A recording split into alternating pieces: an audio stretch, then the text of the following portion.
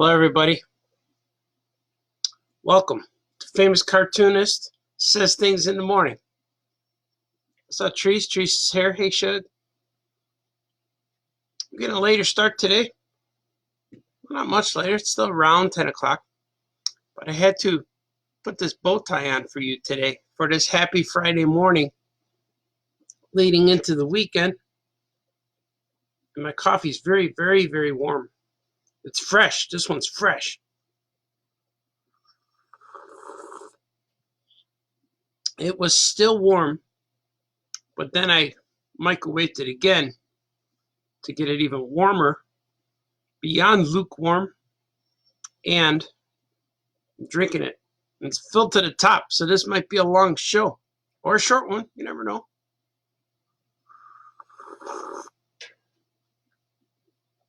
So how you guys doing? Did you have your morning breakfast and your morning coffee? I know I did. And hopefully all is good in the world. So we're trying to do things.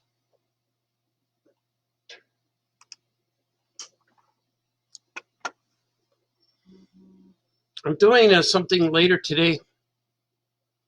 Checking my phones. Everything's buzzing all the time. People write to me. They send me things. But I'm doing a stream later today. Usually I do my drawing stream at nighttime to show you guys things and just talk about stuff and just have a good time and get goofy. And I draw things. And tonight I'm going to do a sketch battle with my friend Franco through the C2E2 Facebook page. I think it's Reed Pop Facebook page or C2E2 Facebook page. But that's what we're going to do, and that's going to be real fun. I think I'm going to put the camera above my drawing table so I could actually draw things on paper, and maybe I'll have some physical things to sell or donate or something like that. We'll make something happen. It's either save the comic shops or buy my kids shoes. Those seem to be the choices now that I have to get to. But we got to do our thing. And Tree said the tie looks good. Thanks, honey. That's cool. Yeah. I'm going to do a live stream. Another reminder, I'm going to do a live stream tomorrow about painting. And not about painting. You're going to watch me paint. I'm going to rock out with music. You're going to see a full-bodied Artie. You're going to see me from head to toe. Even my shoes. You don't know what I'm wearing past here. Am I fully dressed? Am I wearing my Converse? Yeah, I'm wearing Converse. Wearing my All-Stars. I buy All-Star sneakers for slippers in the house. And that's what I do. Hey, Jenny, good to see you again. Good morning to you.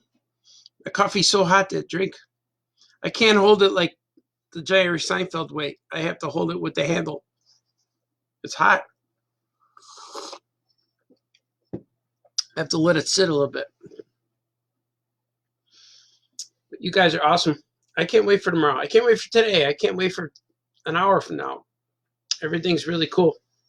I've been getting a lot of work done in these live streams, and things help me get work done. I now with the day shift, I have a concept of time once again. I know what it feels like at 10 in the morning. I know what it feels like at 9 o'clock at night. And I know I must be tired. It must be midnight. So it's I feel like a normal person all of a sudden. And I need coffee in the morning. And looks like later I'm going to go sell popcorn outside. It's snowing out there. Did you see it? You guys from Chicago? 2 days in a row we're waking up with a snow-covered field, and then in an hour or so it all melts. So it's kind of cool. It's like you better eat the ice cream while it's cold. Mario says, hey, good morning, Mario. Did you find any gloves out there? You got to keep looking. There's a glove on my deck last night. For those of you who listen to the Oh Yeah podcast, finding one glove is an ongoing joke. It's an ongoing gag. Kind of an inside joke, but it's outside. It's an inside joke, but we find the gloves outside, so then it's an outside joke. I don't know. but I found one on my deck and it's now covered in snow again. I was going to take a photo of you for you today, but I couldn't see it. It's out there. It's all covered up. Hey, good morning. Good morning, James. I have this a lot of common folks dropping in and saying hi, so I know it's working. I'm reaching out to my peeps. You guys are officially my peeps and my G's. I don't know what the G part is. G's, my girls, yeah, my G's and my B's, my boys and girls. Yeah, so that's cool. I'm still in current. Sometimes when I look and the comments scroll past me, I can't keep up. But you guys are all chill like me today. Just chill. I know what I have to do. I know what needs to be done, and that's the goal in my mind I need to do. I've been working on my book, Gilbert, and creeping along, man, just creeping and creeping and creeping. The more and more I draw, the more and more detail I put on my pages, and it takes longer to finish them. It's fun to draw them, but then when I want to finish 5 pages a day, it comes down to like 1.5 sometimes. And but it's cool. It's fun. Back in my Tiny Titan days, I would just draw a lot of characters and just drop in backgrounds because they were mostly gag jokes. The characters would just talk. They'd be in school and they'd be in a hallway, make fun of each other. Something would happen. There was really no elaborate backgrounds or action. But now my characters and my stories are more involved. So I don't know how that happened. Maybe I evolved into the involved. Yeah, you like that? I'm on an evolutionary chart. Take another swig. Coffee's almost enjoyable. It's a little too still hot. If my coffee tastes like when you go to Starbucks and they give you that cup of coffee through the drive-through and you can't drink it for like 20 minutes, and by the time it cools off, you're already where you need to be. That's what this is a little bit. I shouldn't have microwaved it for so much because it was already warm when I microwaved it. Richie, morning, cuz. Putting it live, working. Yeah, man, I'm doing it. It's it seems like I'm always on here. I'm always on here doing something. But it keeps me motivated. It gets me out of bed. It makes me do things. It makes me take showers, wash my hands, makes me eat breakfast. So I think it's very therapeutic. So you guys are in session with me right now. It's a therapeutic session. But it keeps me going. And then anyone who wants to find me, especially in these times of isolation, they know I'm on here at least 2-3 times a day. You can get me in the morning and around 10, and then you get me in at nighttime around 7, 8, 9, something like that. Everything's in the morning. Everything has a 3-hour bracket in the morning or night. So I think my first night I started at 8:30, or first morning was 8:30 in the morning. Now it was a little after 10. So you could see how I can easily slip into vampire mode. Once you see these morning streams coming on at 11, then at noon, then at 1, and I'm still drinking coffee, you know that, oh, the vampire hours have begun. The rhythm. It's the rhythm of the nation. It's my nation, my rhythm. I'm in control, like rowing my own boat. That's true. Take another swig. Oh, it's getting there. Man, I love coffee. Coffee's so good. It does everything. Last night I needed a cup of coffee. I think if I had a cup of coffee, I would have live streamed a little more. So I did a live stream in here on Facebook, and I drew some Gilbert stuff. I drew a bunch of stuff. Then I talked to Franco for another 2.5 hours. And that was just me and him talking. So you could really see last night we talked and we recorded it, and it's on YouTube, Facebook, it's all over the place. And you could really see how we are. And that was real. That wasn't playing up to the peeps and G's and B's. The BGs, the peeps and the BGs, wasn't playing up to anything or performing or trying to do anything. So it was pretty cool. I don't know what I'm going to do today. I know what I'm going to, I keep saying I know what I'm going to do today. I'm anxious, but I don't know how much I'm going to get done. And tonight I'm doing a drawing duel with Franco on the C2E2 Facebook page, which will be really fun. I don't know what to draw. Should I draw with ink? Maybe an ink brush. Maybe I could show my skills. Show my skills to the world. That might be pretty cool. I think I'm gonna do that. That's it. Just decided. Bing. See all the decisions famous cartoonist has to make. People don't realize this, but it's true. It happens. Oh, I see my comments now. I'm gonna look. Joe Uslan, bitten by the radioactive Aragonus. I became too much detail man. Yeah, that's true. Yeah, the details, man, they look great, but they take longer, especially when you have deadlines. And especially if you have deadlines. It says, I want Chris to go live. Yeah, man, you should. I got this live camera, this webcam. My mom gave it to me, and I didn't know what it was. It looks weird. It almost looks like a phone, but really small. And I just plugged it in and started working. And so I've been doing this. I started one day before I saw everyone was doing live streams, which live streams are cool. But I'm afraid that someday, a few years from now, somebody's going to say, you still live stream? That's so 2020. But that's what happens, though. It's kind of like, you're on MySpace. That's where, it's kind of like that. But you never know. I dig it, man. It's cool. It gets to people. You get to see people, and you get to interact and answer questions. So it's cool. Mary Ann says, good morning. Hello, cousin. Yeah. Warduke Stankus. What's up, Stankus? Gigantic Jeff's out there. Oh, yeah, Jeff. He's he's saying hi and oh, yeah. Richie, I think he's a little nervous. Yeah, when you go live stream, man, it's the first one, you're very aware of everything. How do I look? Do I have something on my nose? Should I shave? All these things enter your mind. And then once you get the first one out there, it's just easy to do. But I've been speaking in front of lots of people for many, many years. And at first I was nervous, and I used to tell people, this is my first time. And it's always weird when you go live and you ask questions. Like I found myself doing that. Like, can you guys hear me okay? You just got to go with it. You got to say something that specific that maybe someone will respond. Like if that's why I mentioned my tie. And then my cousin Tree says, I like your tie. So I'm like, cool, the microphone's working.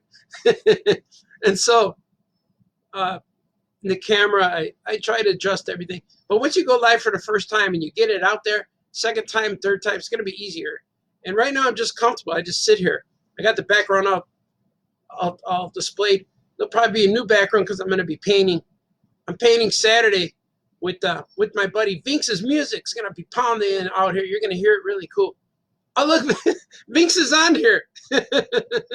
That's awesome, Vince. What's up, buddy? The master. I tell people every day since you let me, I asked you if I could use your music in my live stream. You said yes, and I'm so thrilled. And I can't wait for Saturday. I'm going to go live around 2 o'clock Chicago time, and I'm just going to paint. And usually when I paint, it goes for about 8 or 10 hours. I don't know how long they'll let me stream, but I think there's an 8-hour limit on this thing. But maybe I'll do 2. Maybe I'll do 3-4 hours and stop, and then do another one after, or something like that. I have a giant canvas. I want to finish up this one. This one's not complete. I want to finish this up. And this one I drew a little bit, but I might paint over it. But nobody bought it. I had it for a little while. If I have it painting for 6 months to 8 months, or a year especially, if I have it for a year and it shows up at the same place twice, I paint over it. And it's true. I really do that. But I have a giant piece. I have a giant canvas I'm going to tackle. And I want to donate to Harold's Chicken and hang it on their wall. And that's my goal for that. Because it's such a giant piece that it's about a 5'4" or 5 foot tall. It's like 4x3. It's a big piece. So to try to sell to anybody, it's going to be kind of hard. I don't know who's going to want to buy it. It's a big piece. And a lot of people live Chicago style, so they like canvases that are about this size. They got apartments. Or like I got another canvas like here. I might paint something like this. But I have a lot of little canvases, which are really cool for selling at art shows and conventions and stuff. But when I paint, I can't go splash on paint on a little canvas. I'm more contrived and reduced, and it's not. I'm old now. I can't paint that way. I need to move my body and build up a sweat. So it's kind of like it's a little bit like yoga, I guess. And Bing says, awesome. Thanks, man. Thanks for letting me do that with your art, with your music. It's sweet, sweet sounds. And then James said, did you have that Speedy Gonzalez cup yesterday? I don't drink coffee. I don't know. Yeah, man. I had this all the time. I had told people before, I had this cup. This Speedy Gonzalez cup is older than anything else I own. It's older than my kids. It's older than my marriage to my wife. It's older than our relationship. I bought this cup when I was a very poor man. And I was a starving artist, broke artist. Not, I wasn't willing to work anywhere else but do my art. And it's a Warner Brothers cup. So when I was at the Warner Brothers store, it was like $15. And I was like, man, I want that mug. It's as big as my head, as you can see. And I'm a big coffee drinker. Take a swig. Oh, so good. And I'm a big coffee drinker. And I was poor at that time, 90s, man. It was rough. I was poor. I was eating toast and peanut butter and whatever I could get my hands on. And, roommates and selling cars to pay the rent. I was there. So I saw this mug went down to clearance when all the Warner Brothers stores were closing. And I got it for $2. So I was so happy. And this is my mug. I've been drinking it for years. And I might have guest appearance for other mugs because there's this mug. I have several mugs that I have favorites, but this is my all-time favorite. Plus, if I fill this up really big, the talk show here will last longer. If I get a regular one, I'll be done in 20 minutes. But this one's like a good hour's worth of coffee until it wears out and I don't have it anymore. It's true. But it also reminds me of my grandma because she likes Speedy Gonzalez, my Mexican abuelita, because he would say, Riva, Riva, andale, andale, and she would laugh. So that was cool. And so did you put, if you put fresh, maybe it's a two-part question. I don't drink coffee, so I don't know if it is good if it was out overnight. No, it's new. It's got fresh coffee in there. And my wife makes coffee in the morning when she goes to work. And I had this. I pour the rest. The coffee machine turns off, but today it was still warm, and then I microwaved it again. And it's hotter than it usually is. And it's finally cooling off now. And but I love making fresh coffee. And when I do my overnighters or my all-nighters, my wife gets up at like 4 o'clock in the morning. So our coffee pot stays hot for 2 hours and then it beeps and turns off. So I'll wake up or I'll make coffee. I'll try to get it 2 hours or less before she wakes up. So I hear her wake up and shower and all this stuff, and she comes down the stairs ready, and the coffee's ready. And that shows love when somebody can have something ready for you. And just that little step. And those are good days for me when my wife comes down and the coffee's ready. So I wish I could do that every day, but our hours flip-flop. She's always been a 4 a.m. person, and I've always been an all-night guy. Right now, I'm waking up at about 8 o'clock, 8:30. I woke up today. So I'm back to normal people hours right now, currently. We'll see how it goes after this live stream Saturday. I'll probably wear myself out and sleep all day Sunday. You never know. And David Donovan's essential arty. Yeah, man, I got to remain essential. If I allow myself to non-essential or maybe sequential, comic book reference, I'm very sequential. Joe loves the details. The details, man, thanks. The details on the art, the details of the coffee, the details in the outfit, or the details of everything. The details in life. That's what you got to pay attention to, brother. The details in life. You wake up and do your thing. I hope you're taking a swig when I take a swig. I don't have any magic word that pops up. Bing! Take a drink when he says this. Bing! Remember when he says, oh, yeah. Or take a drink when he laughs. That was a giggle. See, you should take a drink. And you're welcome to drink anytime. If you prefer something stronger than coffee, you're welcome to have that. I don't, discriminate beverages. I'm a big fan of the beverage. And at nighttime, when I'm doing my live streams, I might also have a beverage with you. I don't advertise that I'm having beverages because kids watch. I'm an all age guy. But then you realize I'm a 51-year-old dad, homeowner, 2-car garage, wife and kids, cook dinner at home kind of guy. So I like boxing. I like baseball. So I can enjoy a beverage now and then or every day, whatever it is. But that's how you get through this lifestyle. Ooh, look at my comments are scrolling past me again. Deadlines are for regular times. Yeah, right? I don't know. Deadlines are essential, I guess. Deadlines keep everyone else in order. And then when it's time to call me, they call me and then I send them some stuff. That's really what happens. Barry Lopez, Barry's here.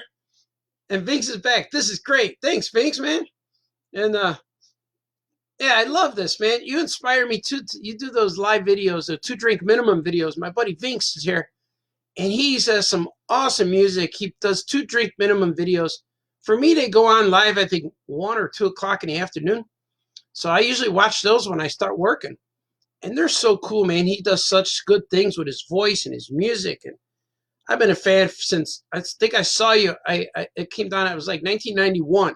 You were touring with Sting. And I saw you on stage. And there was this one skinny guy with a drum, tall guy. Like, what's he going to do? And the first thing you came out and said, Deo, Deo. And everybody started laughing. Or they didn't laugh until you made the joke. You said, nope, I'm not going to sing that. And everyone's like, what? You expected that? You see a big black guy with a drum, and that's what you thought I was going to do. And they were like, everyone got a little uncomfortable. And then all of a sudden, you started playing these beats, these sick beats, as the kids say, sick beats on this one little drum. And I'm looking, it's like, no, this sound can't be coming from one man, one drum. I said, they're going to lift a curtain behind this guy and show an orchestra or something. But they didn't. And you sang a whole bunch of stuff and blew my mind. And that's when I first discovered you, Vince. And that's it. I bought your CD at the show. I bought some of your stuff at the show. And then I went and found the more stuff. I think I bought it at the show. Yeah, I remember they had a booth outside in the lobby there. And I went there for Sting, but they ended up coming home with Vink stuff. It was cool. I bought a Vink or a Sting CD too, but the new one, the Island, no, not the turtle one. The one he's like this, when he's like that on the cover, the black and white cover, or something like that. I can't remember. But man, you blew my mind that night. And then I've just been a follower ever since. And when you came to Chicago, and I go to your website and I saw the tour. You were coming to Chicago and you were playing at a coffee house. And I'm thinking, there's no way this guy is playing at a coffee house and I can't go. It's like, I know where that place is. I think it was called Common Grounds or Grounds, something like that. Maybe Common Grounds is the comic book about coffee. But you were playing there and I called the place right away. I said, how can I see this guy? I want to get in. Is there tickets sold out? And they said, no, you come on in and whatever it was. I forgot what it cost to get in. It was real cheap, like $20. I forget. And I said, okay, I want to go, but I want to reserve the table right in front of the stage. I want to see this guy real close. I want to meet him. And they said, okay. And so when I got there, they had a little table tent that said reserved. And, and me and my lovely wife came walking in. They said, here you go, sir. Sit right down. And I brought little canvases for like this for Vinks to see. And I painted retro Vinks and modern Vinks and I put them on my table. And I remember when you walked by, I said, hey, Vinks. And you looked. I said, here, I just pointed at him. And you said, are these for me? I go, yeah. And you told your guy, get his number. I'm like, wow. And then we went on stage and like, holy cow. And that was such a thrill for me to meet my inspirations, my creative people that I admire, my heroes and all that stuff. And my kids always say, Daddy, you know a lot of different people than the rest of our friends' dads know. Like, you know, musicians and artists and wrestlers and actors. And I said, yeah, I'm there. Our worlds cross over sometimes. But when I see an opportunity, I'm going to meet this guy. I'm going to go in there. I'm going to get it. And I didn't want it to be weird. And then when we met, it was awesome for me. But then I kept thinking, oh man, I hope it wasn't weird. I hope it wasn't weird. And my wife said, it wasn't weird. You were just very excited. So, okay, cool. And then I went and bought all your stuff. And then I've been buying your stuff since it was CDs. And then I would listen online. And then digital came and then iTunes came. And so I have your whole collection pretty much. So you're going to hear a lot of that Saturday. So I went on a Vince rant there, but he's awesome. And Chris Smith, he says, in the UK, Smith Lord, oh yeah, man, you make the custom Star Wars figures. Keep up the good work. Thanks, brother. You too, man. I love your work. You got to do what makes you happy, and you're filling a lot of Star Wars collector voids. And love you, man. Same time as me Saturday. Oh, okay. Vince, that's cool, man. We'll tag team this Facebook, and we'll tag team Facebook and show the world if they want to listen to you live or see me paint live. And when you're done, I'll probably still go, but you go for a good hour, so that's real cool. You go for a good hour on that Facebook Live. But I love that, man. That's cool. But I'm gonna set up my camera and just paint, and I won't be interacting too much because I paint, like I have a big area over there I paint, and my computer's here, and that means I'll have to come and look at the comments a lot. But I might do that because lots of time when you're painting, a lot of the time is waiting for the paint to dry so you can put another color. And you're going to see a lot of that probably happen, me thinking. But if you're patient enough, just stick with it. I'll probably have a few finished paintings after those few hours. And there was one time I got invited with my friends to go paint on stage. I think it was the House of Blues or the Smart Bar, or the Smart Bar here in Chicago. But I know it was where the Smashing Pumpkins played. It was where there's this band Catherine I used to like, and Urge Overkill, all these Chicago bands. Even Veruca Salt was there, I think. All of these these homegrown Chicago bands that were in the grunge area. I was one of those kids that would go dance with Curly on the dance floor and do some slam dancing. Like, I was never the guy getting thrown around, but I was throwing the kids around because I was always this size. So I was a 27-year-old giant guy, 6'3", 220 pounds. Take a swig. So we used to go to the Smart Bar all the time, listen to bands. And then I got invited to go paint there on stage, a live painting. I think it might have been Jim Mafu, but I didn't really know him. I just met him. I think it was him, but it was my friend Tim Seeley, my friend Jose Garibaldi, and I had all artist friends. We all had a great time. But we had these boards that my friend Jose had on these boards. He said, just bring your supplies, but I'll have the boards. And I didn't know, okay, that'll be fun. And so we have these boards from Home Depot. And I looked at him and said, these are cool. Do you paint on wood all the time? And he said, yeah, because they're only like $2, $3 at Home Depot versus a canvas that's a lot more expensive. Plus, we could wreck them. We could lean on them. We could put a lot of paint. They hold up really well. And that's what these are. These are boards like from Home Depot. I've been painting on them ever since. And as long as I lacquer them or gesso them and prime them real good, the paint will pop and be colorful. But when we were painting on stage, I realized that every rap song starts with, yo, yo, yo, let me hear you, yo, yo, like every song. So that was real cool. And meanwhile, we're painting, and I'm looked behind me, and there's like 20 people. And I'm painting, I look behind me, there's like 50 people. Then I lost touch. I got in the zone, started painting. I looked behind, there was like 600, 700 people all packed in this place. People on the rafters, people all over. You can't see, you just see a massive cloud of darkness, just people's heads. And then the slam dance, all kinds of stuff. People jumping up and down, dancing. And I looked at my friend Tim Seeley, we're painting. I said, Tim, I always thought I was cool. But right now at this moment, I know I'm cool. And he went, yeah, man, I'm cool too. And we knew for that one moment in our life, if you're going to pie chart, like all the roads intersect, coolness right here, beep, beep, beep, beep, beep, beep. And, and that was cool. And then we after the show, we hold up the paintings and say they're $50 each, and then bam, bam, and then people buy stuff. Well, we got cut short because we went a little long. We wanted to do an auction, but we had to get out of there at a certain curfew or something like that. It was like 2 a.m. We had to get out. Something happened. But I know one of my paintings I painted live is hanging up at Challenger's comic shop. The Hulk and the Thing is one of the things I did there. Hulk and the Thing is one of the things I did at this live show. But I can't remember what the live show was called. But I just know it was so cool, man. We had the easels on the sides, and then there was a DJ, chicka chicka chicka, the kind of guy, and then rappers freestyling. It was so much fun, and it's my appreciation for the art, the music craft, the hip hop vibe. I just love all music. It's so much cool. He's saying, "Hey, how much for the Joker?" Oh, the Joker. These paintings. I sell these for $200, $200.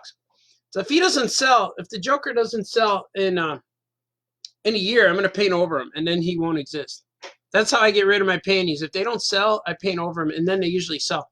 Like there's some paintings that I paint, and then I carry them around on. People just they don't want it. It's not cool, or I don't know what it is. Sometimes you got to tap into that vibe or that thing or that spark, that memory that people want to see, and then they'll say, "I'll take that. I love it. There's something about it that I need." So the Joker, maybe it's his face, but he's fun. I like it. I think it's really cool. There's a lot of details in the hair and stuff. I had a good time with that, and I probably painted that to Binks' music. I love the hat. Thanks, Anthony. This is cool, man. I got like 50 or 60 hats, and it turned out every time I went to Seattle or New York or Ohio, Columbus, Ohio, or no, Cincinnati, there's a Gorin Brothers hat store, and I would find the Gorin Brothers hat store, or I'd find Bailey's hat store. I just find hat stores, and this is one of the hats I picked up somewhere on my ventures. But I don't pick them up as much because if they don't have a hat box, this hat will get crushed in the suitcase. So I usually buy the hat and wear it home on the plane. But I bet in the man hats, I don't go to Target has hats, but they're cool, but they're only like $12, and they're cool if you need them in a pinch. But they don't last, and then they itch your head. But if you get a nice hat, a nice man hat, a quality man fashion quality, and it's about $40, $60, it's gonna feel great. It's gonna look good. It's gonna last, stand a test of time. Some of my hats are about 20 years old, and I walked into one hat store one time to buy a hat because I was in New York City, but I was wearing an old Kangol fisherman's hat, and it was black, and I had a little kangaroo on the back. And I remember when I bought the hat, the kangaroo was just all one color. It was just all white, and it said Kangol. So I drew clothes on him. I put a shirt on him, a shirt and pants, a marker. So, artists, I got drawn everything. So when I walked into this hat store to buy a hat, the guy said, "Will you want to trade? Will you like to trade this hat for the hat you're wearing?" And I said, "Why? I had this hat for a long time." And he said, "They don't make that hat no more. That's a vintage hat." And I said, "Well, now that I know, no, I didn't want to trade anyway." I said, "I like this hat. This has been with me. I like this hat. So no, I don't want to trade." And then he says, "Well, can I clean it up for you?" I'm like, "Sure." So he took it in the back, and he got his little hand rag. It's like a special hand for felt. He put it over his hand. It had little bristles, and he's out the head. He's picking it up. He adjusted the brim for me, and then he gave it back to me, and he goes, "There you go." And when I put it on, all the men were watching, like, yeah, that's a good hat. And they were all admiring that. So I knew I had to buy another one. So I bought a hat, but I bought a big floppy newsboy hat. But that one got a rip in it. But I got to fix the rip. But that hat looks good when my hair was real curly, but it looked like the Joker's hair at one point. But my hair doesn't get curly as much. The top grows slower because now I'm an old guy. But me and Vince got to hang out and share old guy stories. And then you got love the hat, got a Grumpy mug that size. You got Grumpy from the Snow White Grumpy. Yeah, man. I might get guest appearance mugs now and then. I should, right? I have a Lincoln Park Zoo mug. I have a Superman mug. And we just got an All Yeah Comics Threadless t-shirt site. I think it's called ayc.threadless.com. You go there and buy t-shirts.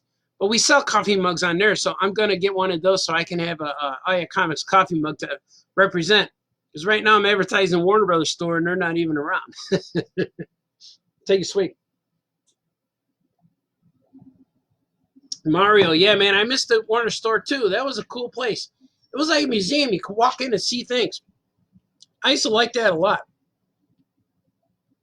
It was cool. I used to look at, they had Alex Ross art in there, and then they had the frames, the animation cells from the cartoons and Batman animated series stuff, and it's much like what they were competing with the Disney store. Now they took pride in Batman, and I really like that. And it's kind of like what I want the Disney store to do with Star Wars, but they're not quite. It's not for us. It's for the kids. It's for kids. So it's not as much as a collector store than selling a little Ray figure to kids. So, but I like it. But I wish their section was bigger. Like same with the Avengers section, the Captain America and the Hulk and stuff. They make it a little cooler. But I don't go to them all that much. Being sequestered, essential, isolated. I'm a sequential essential. And says, I got a Stan Mikita Donuts mug. Oh, cool, man. Stan Mikita, the great hockey player. Toast and peanut butter were never together at the same time. Really? That's a mystery, huh? But I used to, man, when I was poor, I was eating peanut butter every day. That was part of my lifestyle. Peanut butter, and I always had peanut butter and cream cheese and crackers. And if you saw one of my streams last night, I had to make some crackers because I talk so long all day and I forget to eat. So I had to eat. So I got this blood sugar thing that fluctuates. So I got to make sure I'm not too hungry. Otherwise, I pass out. And then, not pass out, but I feel like it. Or if it's too high, I got to like take drugs or go sweat or something. So that's why painting is going to be good to me tomorrow. I'm going to probably have food while I paint. But it's going to be good. But if I eat on a live stream, I mute the mic so you don't have to hear me crunching in your ear. So it's not good. Because I hate when I'm listening to live streams of show and there's a guy eating Doritos and it's in my ear. I'm like, oh, man, mute the mic. So I don't want to be that guy who doesn't mute the mic. Or if you have a friend named Mike, you just hold your hand over his face and you mute the mic. Bad joke. Dad joke, though. I could tell dad jokes. Sequential, definitely. My friend David, taking a swig. Anthony says, I was just thinking, but I think the CTA homage would be great. CTA Santa approves. Yeah, man. I have a sketch for a painting of the CTA, and it's a painting I'm doing for my family. I have a sketch of it. Usually I do sketches for paintings. Let me see if I have it in here. I can show you. And it's us in the backyard with the train going by. Because my old house, I was living right across from the Orange Line. And I used to hear the train every 15 minutes. It would go right past my house. But now we're in the suburbs, so I hear airplanes. I don't know. I don't know if I can see it in here. I'll find it another time. I'll have it prepared next time. And Alan Moore says, what's up? What's up, Artie? Alan Moore, the Watchman guy? Barry, yeah, good to see Alan. Good to see Barry. Thank you for messing me up every year. Yeah, man, I torture Barry with sketches. He wants me to do caricatures of him, and they get worse. Every year they get worse. And that's cool. And they're like, who is this guy? Who did he draw? Where is he? He looks like a savage man. D. Brad's here. Woohoo! My British Columbia brother. Good morning, Art. I slept in again. That's all right, man. I kept you up late with that nice live stream. I could have been still sleeping too, but I got to get up. I want to wear a tie today. Binks, you inspire me, my brother. What do you want to hear tonight? Ooh, let's see. What do I want to hear from Binks? I always love Porch Light because that lets everyone know that they love you when you get home. I love Moon Dance. I love Choosy Mama. I always played for my friends. Choosy Mama, because she's not my type. I love everything you do, man. I love when you create songs on the spot. That's cool too. That was real cool. But I love anything you do. Just go freestyle. I like that too. When you make up songs. Sing a song about Oh Yeah Comics. I need a theme song for my store. Oh Yeah Comics. But I wouldn't know what it sounds like coming from Vince's heart. Yeah. And my friend Danny, can't wait to see you paint. Yeah, man, I'm looking forward to it. I'm real excited about that. I don't paint that often, but when I do, I go into it, man. I get all into it. I jazz up the place. But when I don't paint that often because I usually paint on Saturdays and Sundays. But when the kids are home and everyone's in the house, I hang out with them on Saturdays and Sundays. We go to breakfast, we do things.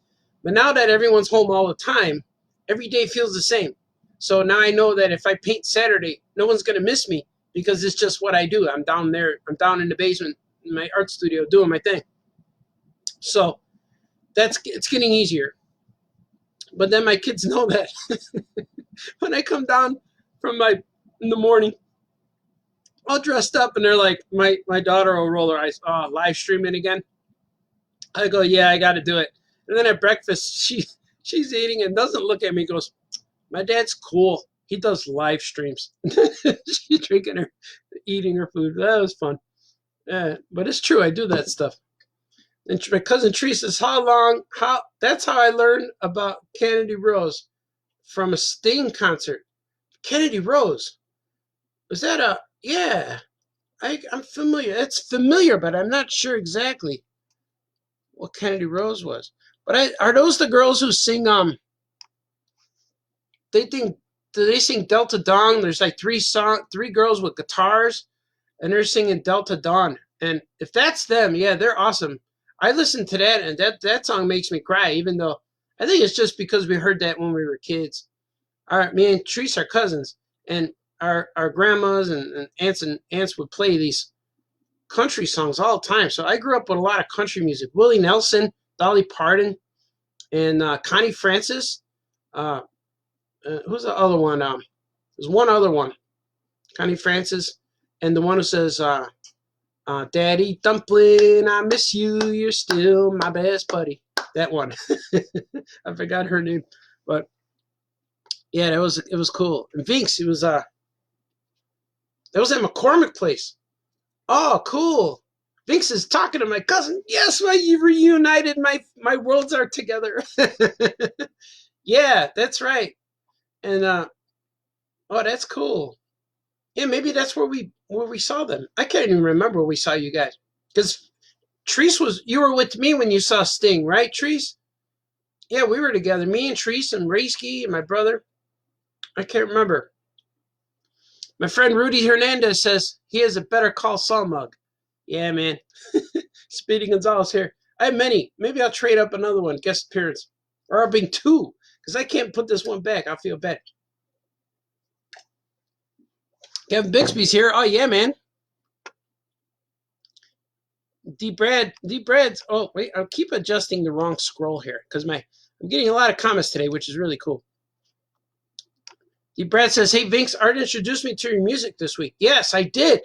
When I was drawing that little piece for you, the 2-drink minimum piece, I was going to save the Vinks music for Saturday. But like, nah, I'm going to play some. And so I just went, bam, I blasted it. And it was awesome. And I posted it to YouTube so you can hear it on YouTube.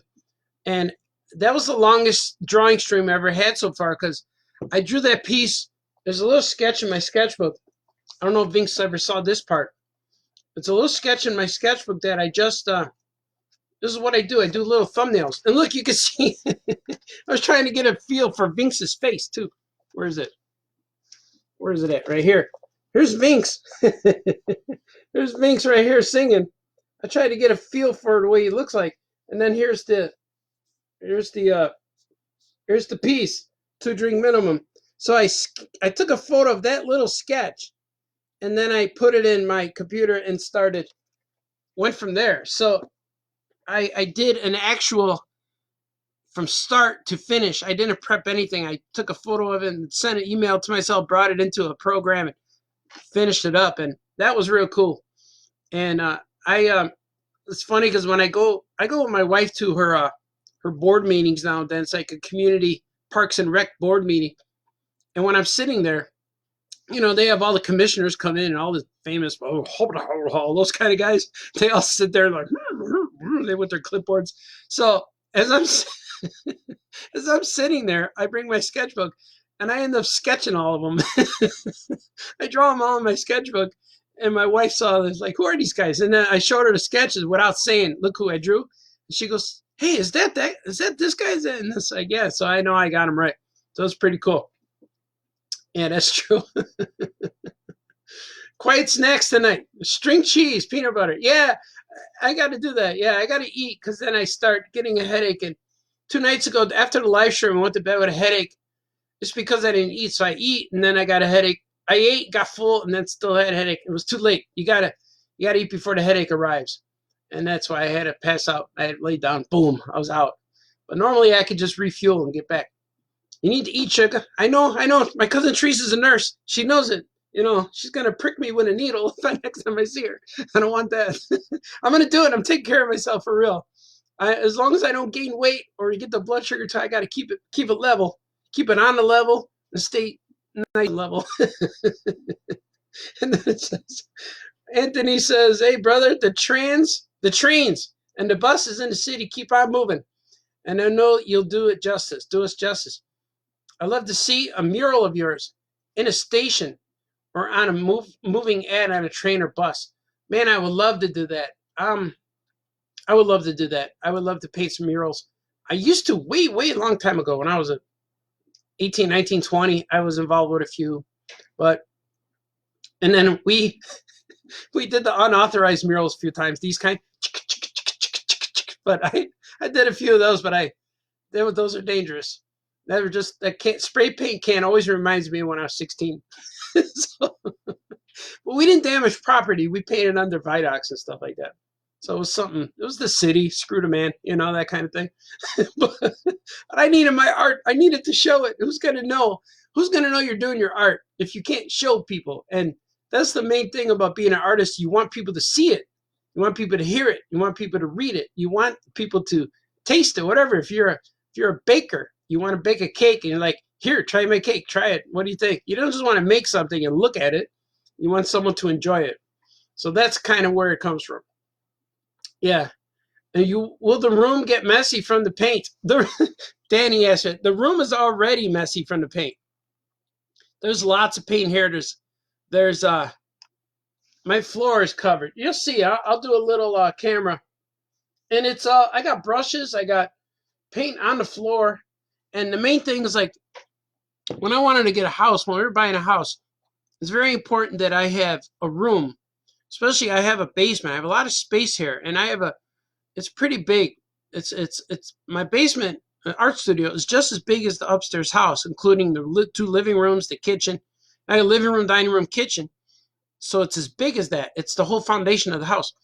Except for I have a washer and dryer and water heater and all that stuff and a staircase in the middle. But I have a big area here, and it's crowded with collectibles and art projects. So it looks like there's a trail going through everything, but I clean it up. I move stuff around. So when I paint, I set up at least 3 easels. I got at least 3 or 4 easels I hang up, and I just put canvases in all of them. I might have to go out and get a few more boards tonight because I see I have this one. I have another one. I have this guy, but I don't like him. I'm going to paint over him. I just didn't know what to do with him. So I don't like it, and I feel weird selling it to anybody because I don't like it. So I was this was like something I didn't know I was going to do. I was freestyling this one, but I'm going to paint over it or change it somehow. I'm going to probably make him into a tiki, like a totem pole tiki, because I like what he's going on here. I like that. It looks real creepy, like who's a Gogo's? What's his name? Man, I can't think of his name now, but he would paint all of those monster creepy Fangora covers and stuff. So I was kind of using his colors here, trying to get the creepy vibe. But I don't know. Maybe I'll salvage it somehow. This will be one I paint over. But I know when I say I'm going to paint over stuff, people are like, no, don't do that. So it's kind of like erasing. But so I have at least 3 canvases. So I might want to get 2 more. So when those are drying, I can still keep going. So I might run out tomorrow morning and do that and prime them up real quick. Because I get the boards, but if I don't prime them, the acid from the wood, it'll seep through and eventually change the colors. But if I prime them, I put 2 real thick coats of primer on there, and they work out good. And the colors still pop really fresh. But the canvas is always better material. That's the proper way, and it feels better with the canvas because the colors sit on the canvas rather than with the wood. If you don't prime it, it'll leak in there. It'll absorb it and become part one. It's like kind of like when your magic marker absorbs into the paper and it goes like that. It eventually, over time, the paint will do that with wood and cardboard. If you don't lacquer it real good or prime it real good. So I got this real good primer. It's called Bear Primer. I use that, and I might do something like that, and see what people are saying. People are the comments are getting away because of my stories. Yeah, Patsy Cline, that was the one. Do you have favorite paintings you have done? I have lots of it. I like them all. Once I get them done, I really enjoy them. But I've done so many paintings that I forget what I've done, because a lot of times people post them online and they'll come up and I'll say, oh, I remember I did that now. But I did so many, especially in my college years. I painted on everything. I painted on jackets. I painted on people's cars. I painted anything they would hand me. Paint on this. I painted on a shovel, and I painted on a shovel, and they hung the shovel in their cabin. I painted on bowls, buckets, and stuff. I just painted on everything. So I learned, you got to just do all that. And I remember I just met an old friend who I used to work with, and I told him I was shipping, receiving, stock boy, truck parts place, and I said I really liked that job. Out of all the jobs I ever had, that was the one job that I would have never quit. I liked it. I had fun. The people were fun. I enjoyed what I was doing. And he said, that's because we let you draw on everything. I'm like, what? He said, the elevator we used to take to the second floor. Every time we go off the floor, I take my marker out and I draw a character on the wall. so, so eventually all the walls everywhere in the place had a little drawing of me. In the break room, I draw on the tables. So I didn't realize that until he brought it up. I'm like, yeah, you're right. Everywhere there was a drawing of me. I would draw on stuff. Just take my marker, especially when it's a big, thick, fat, juicy black marker, brand new one, take the cover up, and I would just draw because I'd work in the shipping area where we mark boxes and stuff, so I would just draw on everything. So it was fun. But I don't know if I have a favorite painting. I just love doing paintings. I remember them, remember the stages, and it's kind of like it's kind of like eating a meal. You remember what the potatoes taste like. You remember what it tastes like your steak after the A1 sauce, that kind of thing. So I'm into it that way rather than the end. And usually the end, I have to almost let go. I make it and let go, because if I intend to sell it, then it has to go. I have to let it, like a baby bird, it has to leave. So that's what it feels a little bit. Once I finish it, I have to enjoy it, but then I made it for someone else. So you take it. And that's, once it goes, it leaves. But I remember doing it, but it flies. So that's kind of a kind of a good analogy. And Tree says, two ladies. Patsy Cline. Yes, that was right. Said that one. And Pat Curl's here. Hey, Eric, cool to see you again. Thanks, Pat. It's called City Culture. Yeah, right, City Culture. That's it, man. I'm a city guy. I live in the northwest suburbs now, but I'm a city guy. South Side, Chicago, city guy. I didn't have a car till I was like early 20s, 23. I used to borrow my mom's car all the time and drive her nuts because I'd stay out all day on Saturday. Take the car and go. But I would be a CTA guy. I'd be on the bus, be on the Orange Line. I'd do all these things in the city. And I would go everywhere. And I'm a South Side guy, South Side kid. So we're in the northwest suburbs now, and it was so weird. We bought a house, and we just kept going north, where we got a bigger house, more yard, more trees for the same price that we would have bought a house on the south side. So it works out pretty good. None of my kids have a yard that they run around in. And we have trails. We have forest and wood trails behind our house. There's a little pond and a stream. So it's pretty cool. We have ducks. There's wildlife outside. We see deer and wolf or coyotes, not wolf. We see coyotes. It's kind of cool.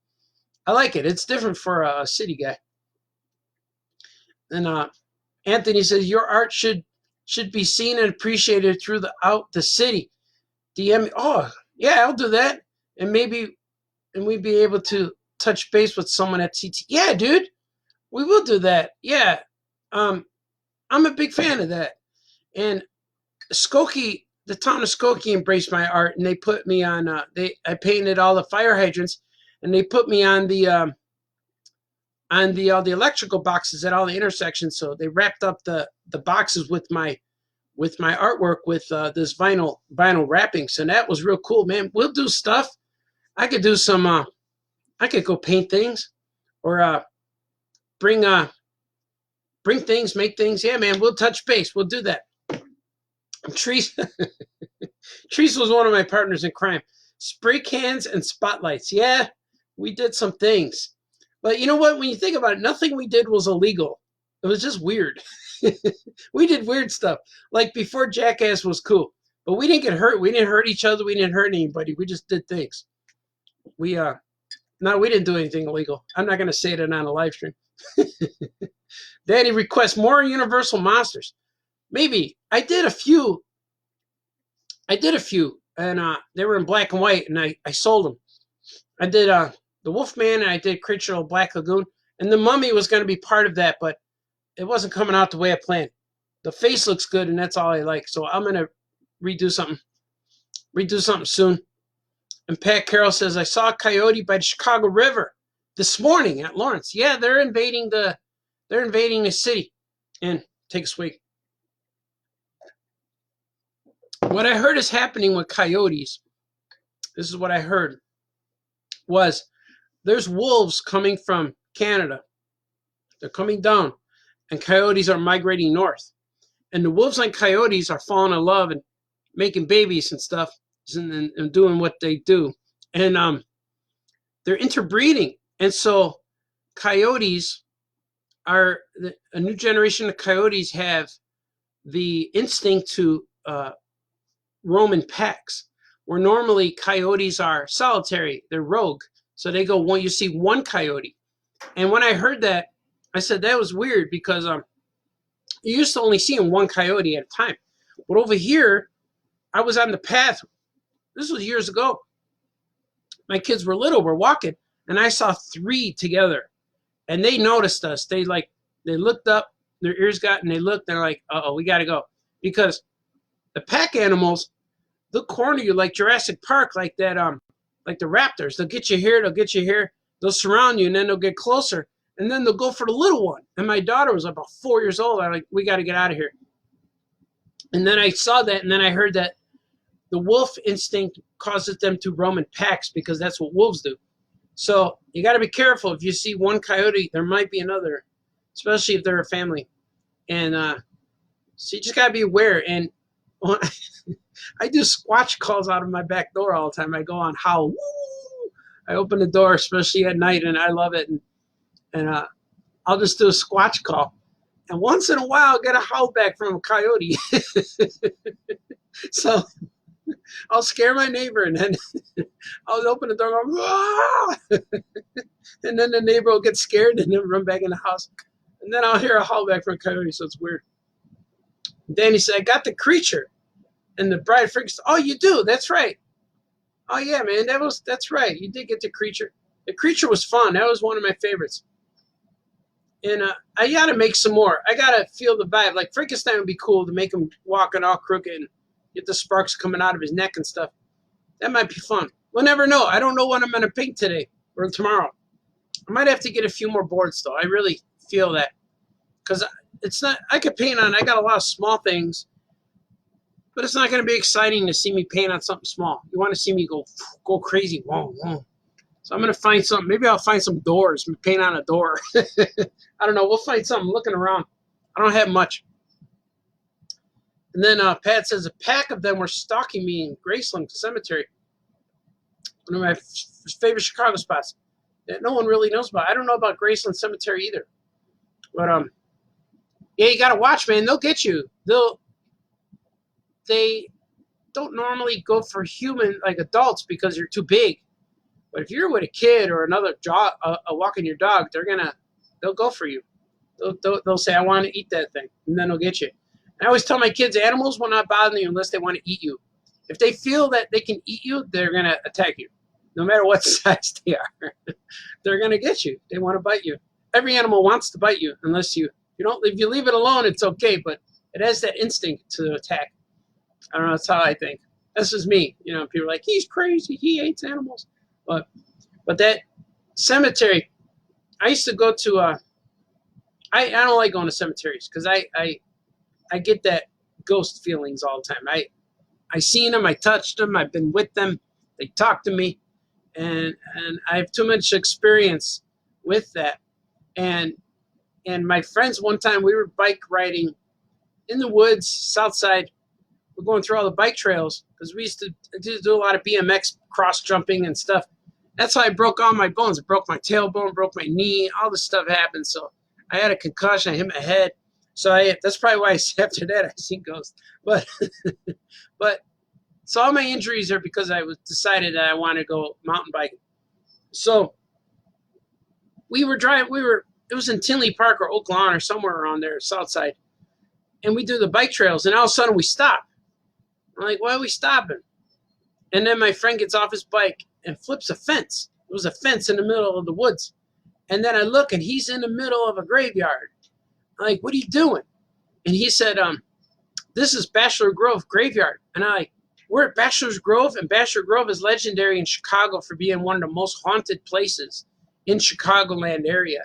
And if you go in this graveyard, eventually you'll have a partner sitting with you. Or what you do is over the little hill, a house will appear, like a mansion will appear, and you'll see people in the windows and lights and on. I didn't want to stick around to find out because if that's something people claim that happens, it's kind of like Sasquatch and aliens. If multiple people seen it, they seen something. Something exists. And I always think if there's a name for it, it has to exist. Because if something does not exist, there's no name for it. Like there's a name for alien, outer space alien. Does it come from science fiction? There's the term UFO, unidentified flying object. It existed. You saw something. There's the term Sasquatch. Who would make up that word Sasquatch? It's an ancient Indian, Native American culture reference, but it exists. Bigfoot, there's a name for it. The devil, there's a name for the devil. There's a name for Satan. So it all has to exist. There's a name for God. He has to exist. Like, why would it? Like, if you didn't know it exists, I don't know what that is. I don't know what to call it. That means it exists now, so someone's going to make up a name. So in my word, like spirits and ghosts and phantoms, there's a name for these things, so they have to exist. So when I hear all these reports coming out from Bachelor Grove, I don't want to stick around. Once I knew that was Bachelor Grove, man, I got a chill. I turned like Tom and Jerry where he turns white when he saw a ghost. And I got out of there. I didn't even wait for my friends. I turned my bike around and went the other way. I knew the way out, so I left.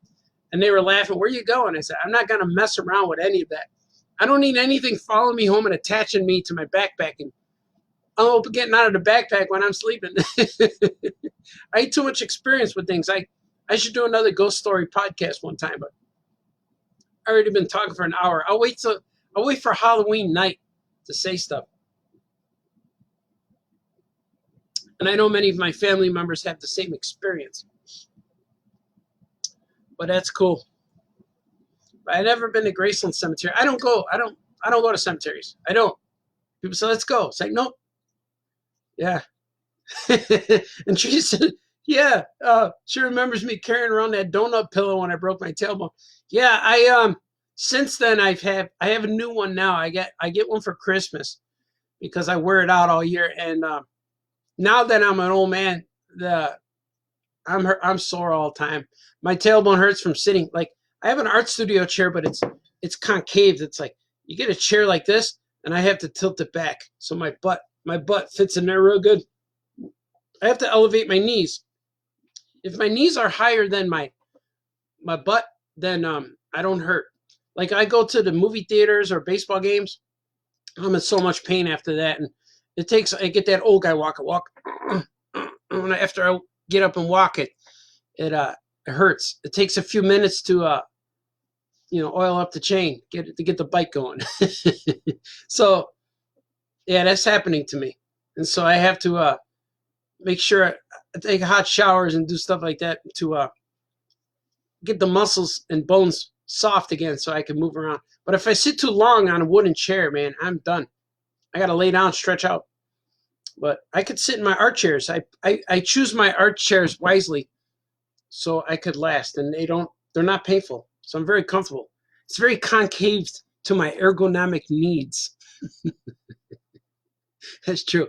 You guys know way too much about me now. I'm talking about my butt, about coffee, about blood sugar, about ghost. That's okay.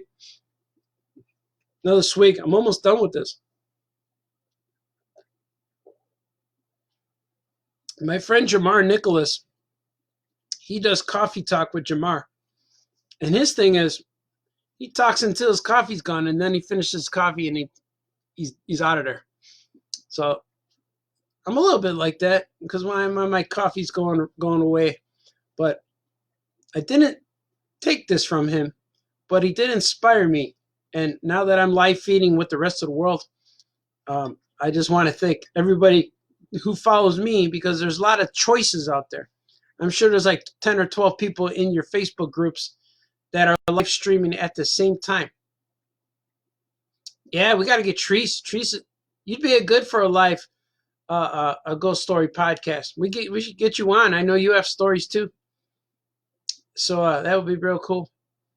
I freak out my kids with ghost story podcasts, and it's funny. Like I have so many ghost stories that people bring up. How about that time that did? I'm like, oh yeah, that's right. So I have a lot of different things. So I was talking to my friends, and we talking about ghost stories, but we weren't recording, and I wish we did. It got real creepy.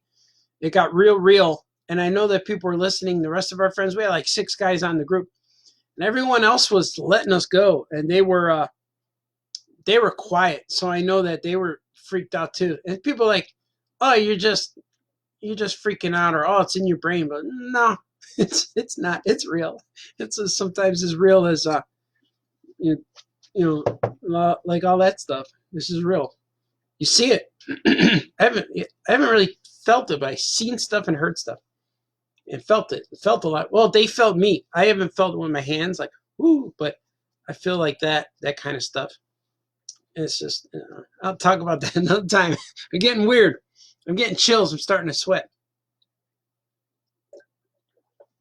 That's how you know the stories are true, when people tell you the same story over and over and they do not change the details. Details stay the same. Stories stay the same. The truth is something you never have to remember, which is good. And you always have to remember when you lie. That's why Superman doesn't lie. Lois, I never lie. He doesn't have to. The true stories are better. And they make more sense. And they hold up in court. Well, that's what I heard from watching Judge Judy. Judge Judy tells me things. We're over an hour now. Should I keep going? I'm going to go till my coffee's done. Usually I get this big mug. I hear a lot of people say, oh, I'm a 2-cup in the morning kind of. 2 cups in the morning and I'm good. I said, well, I drink 1, but this is more the equivalent of like 4. All right, here's a pen for comparison, for size.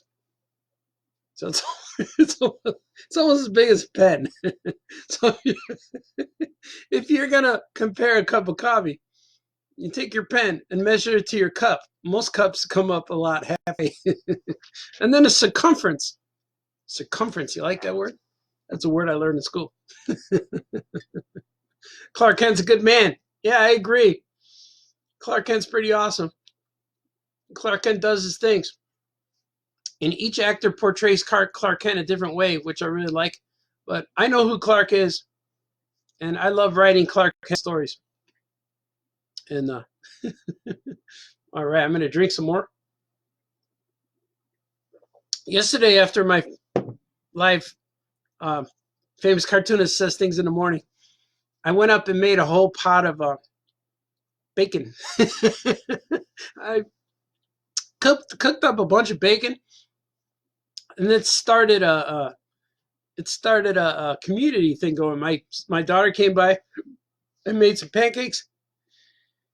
We toasted some toast, put some butter and jelly. We had a feast yesterday, breakfast. And she's while I live stream here, she's doing her online school stuff. So she's getting all frustrated. But then after an hour, she goes, "Oh, that wasn't so bad." But I know after when she does stuff, she gets real, like real frustrated. But she's doing her thing.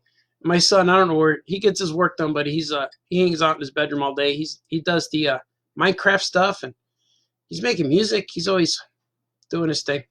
But I see the family now and then. But there's many times it's easy for everyone home where I could go a day or two and not see anybody.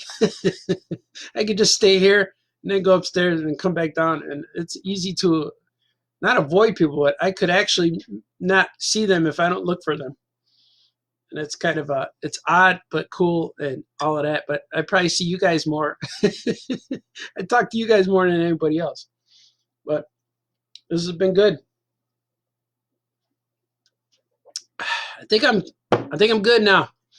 I'm gonna get the day started. I'm gonna ink some DC Comics today. I got a contract yesterday to make more things. I'm gonna tell you later what that is. Well, you probably figured it out. It's more of what I'm doing. It's more of what I'm doing, more books. So that's cool. And I'm really happy about that.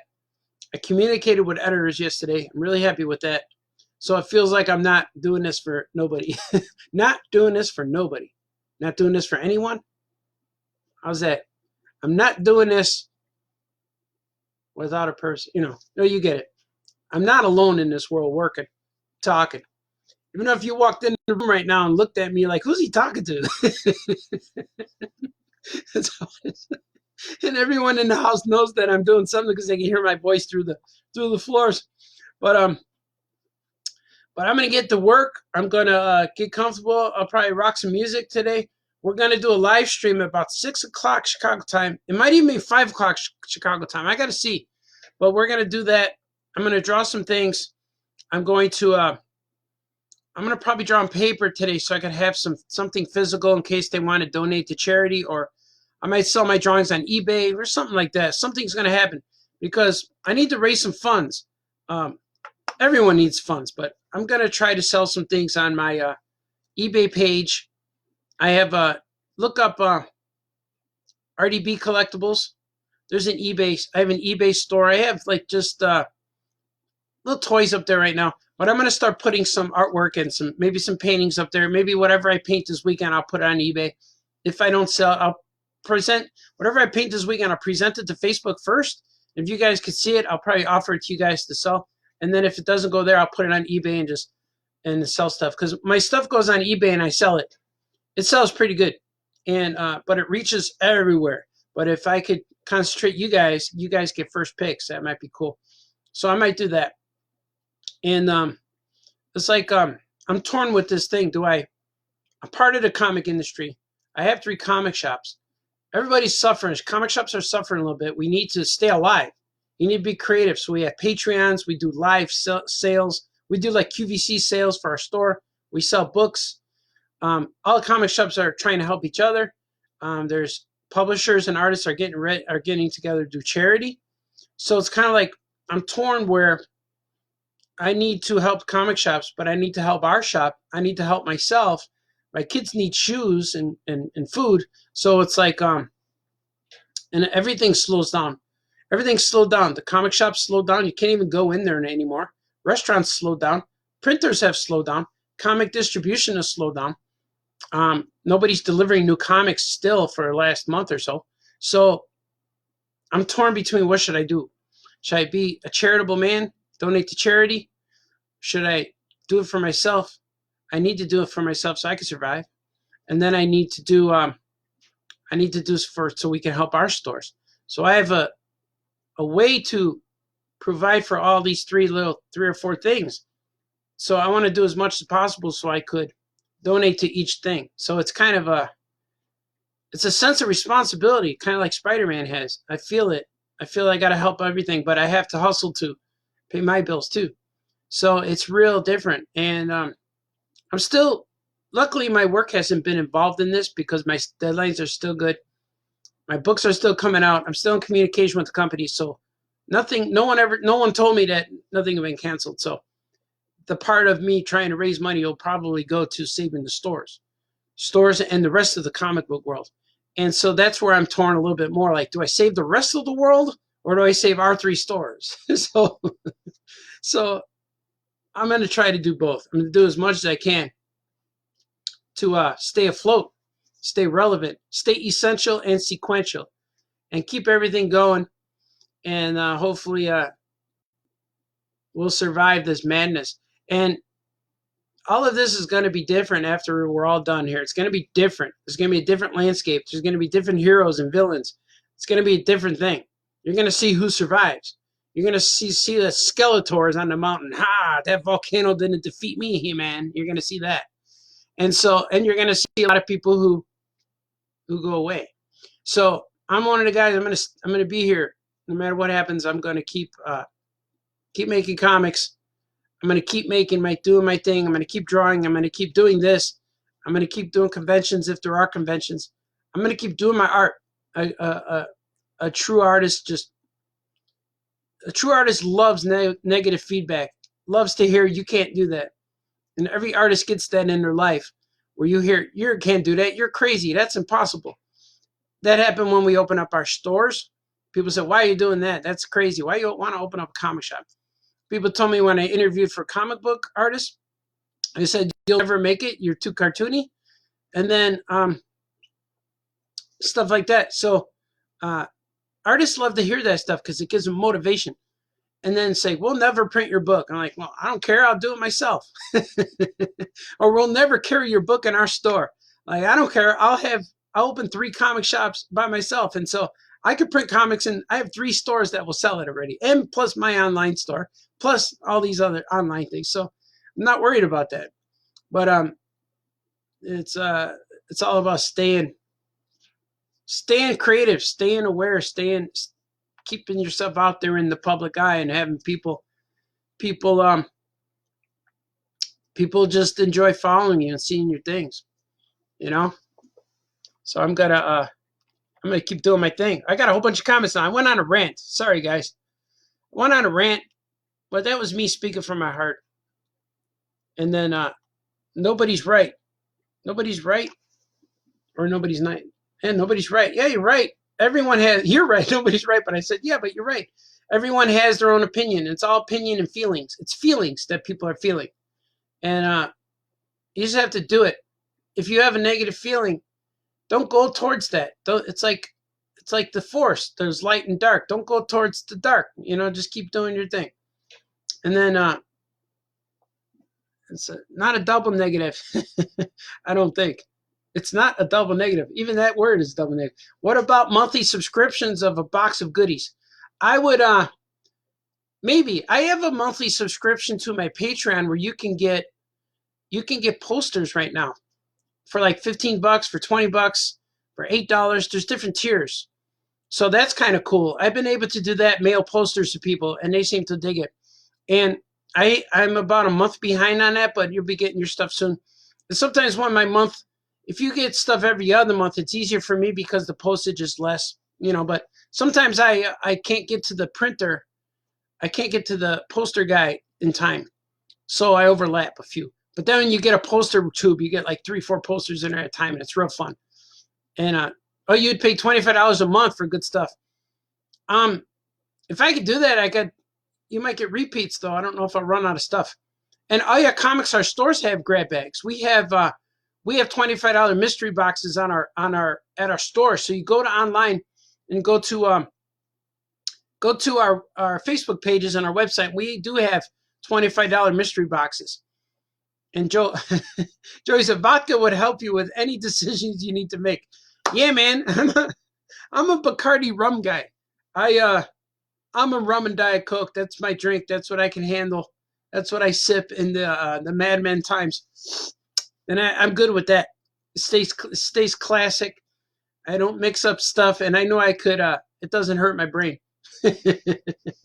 Danny says, you are an inspiration to listen to. Take care of yourself, your family, and your store. Thank you, sir. And thank you for being one of my guys. I just love it. I can't do this without people's feedback. If I don't see feedback, then I don't know what I'm doing. I'm doing it anyway, but like I said before, like I don't see it until I go into public go to a comic show or a book signing, and people are there to listen to me. And when I'm speaking to them, all their eyes are on me. Nobody gets distracted or nobody falls asleep. And so I've been to panels before where I'm on an entourage of people. What do you call it? An all-star cast of creators. But if one person is boring, you see people in the audience falling asleep, and I don't like that. And when I talk, I energize people, but I see people looking at me and engaged in what I have to say. And if I feel it goes too long, then it probably is. But I keep going. With what I'm doing here, I don't see. It's like every artist needs people to see what you're doing. It's just like when you're a little kid, you draw something in school and you show your mom and she hangs it on the fridge. That's the first step. We're the same. We're just like that. We still do that. We just want a bigger fridge. You know, we got more pieces. We need more than magnets. And that's exactly what it is, being an artist. Here, hang this on the fridge so all to see. And that's what we just keep going. We keep doing it. And let's see. The posters are awesome. Man, I'm glad you like those posters. I got 2 more to send you. They're coming. And I'm with Sandy Baltazar, and she's drinking a Bacardi and Diet right now. Yeah, man, do it. It's never too late. It's already the weekend. It's Bacardi Diet's my go-to drink. I can handle it. It feels good. It tastes good. If you squeeze a little lime in there, it's even better. And remember, ice is an ingredient. It's not to make it cold. It makes it cold, but that's the side effect. Ice is an ingredient. You put ice in there. You pour your drink in there, and then you let it melt. Once it starts melting, that's when it tastes so good. The same if you're a Scotch guy or a bourbon guy, the ice has to melt a little bit, or you could just add the water. But I tried those drinks and the more adult cool guy drinks. But nah, I like them, but I'm a Bacardi rum guy. I could control that, and I can make it taste good, or Bacardi with anything. Look into the light, Carol Ann. That's what Tree said. Look into the light. Yeah. Hope you guys had a good time, man. I had a good time doing this. I'm going over an hour. I still have a little bit of coffee. I'll probably be doing some Bacardi and Diet tomorrow during my painting stream because that helps. That helps with the energy, the essence. And it's going to be cool. I can't wait to play some stuff. Train for the battle tonight. Yeah, oh, that's right. See, I'm glad you reminded me. We'll be battling today. I got to set up my camera so it faces my art table. I have an easel here. It's one of those fold-out easels that becomes a structure. And then I have these standing-up easels. So I'm going to try to get the camera over my table so you can see my paper. And I'm going to draw with, I think I'm going to draw with a brush, ink and brush, go traditional. Show the kids how you do it. You know, old school, retro. People say, "Are you old school?" Or people say, "I always say when people say, no, man, I'm old school," and I always say, "Well, that's why they built new schools. They built new schools." Yeah, that's a bad joke. We'll edit that out. But thanks for watching me, guys. This is really cool. This thing, I hope I'm still streaming because this thing's blinking on me. It's acting up. But you guys are awesome. Take care of each other, do things that are positive, and wake up and do something that's going to change the world. Even if it's just having a drink with your sister-in-law. That's a good thing because you guys are changing your history together. It's like you're adding a little chapter to your awesome novel. Yeah. So be good to each other. Be nice to each other. I'll see you tonight. I'm going to prepare for battle. Maybe I'll wear my Spider-Man glove. I'll see you guys later. Okay, bye-bye.